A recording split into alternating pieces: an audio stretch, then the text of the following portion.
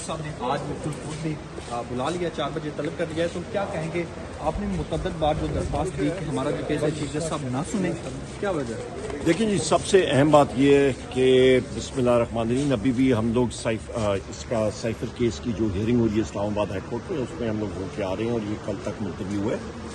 سب سے اہم بات یہ ہے کہ جو ججز نے اسی اسلام آباد ہائی کورٹ کے 6 ججز نے خط لکھا ہے، یہ پاکستان کی موجودہ طریقہ کار گورننس کے خلاف ایک چارج شیٹ ہے۔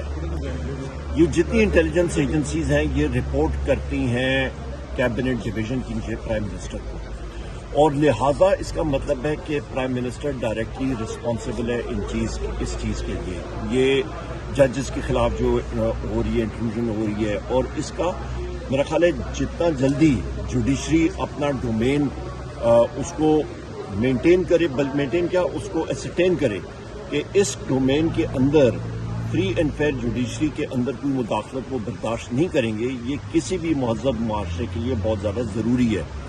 یہی ہماری ڈیمانڈ ہے، اور حامد خان صاحب نے یہاں پہ مطلب اپنی اسٹیٹمنٹ بھی دے دی ہے۔ انہوں نے تو عامر فاروق صاحب کا بھی کہا ہے کہ وہ ریزائن کریں، اور ابھی تھوڑی دیر پہلے بھی ان کی ہم لوگ اسٹیٹمنٹ دیکھ رہے تھے۔ اور دوسری اہم بات یہ کہ اس وقت پہلی بار ہوا ہے کہ ججز نے یعنی کہ بینچ نے اپنا موقف دے دیا ہے۔ ابھی بال ہے جو ہماری بار جس کو کہتے ہیں وکلا کی کورٹ میں، وہ اپنی انڈیپینڈنس، آزادی خیال، آزادی اظہار کے لیے اور میڈیا کے کورٹ میں ہے کہ وہ کتنا اسٹین کر سکتی ہے۔ ہم بحیثیت پارلیمنٹیرین قومی صوبائی اسمبلی میں اور انشاءاللہ سینٹ میں تو اٹھائیں گے، پر ابھی یہ جوائنٹ ایفرٹ ہوگی، اور تب یہ اسٹین ہوگا کہ آئین اور قانون کے مطابق یہ ساری چیزیں ہونی چاہیے۔ بہت شکریہ۔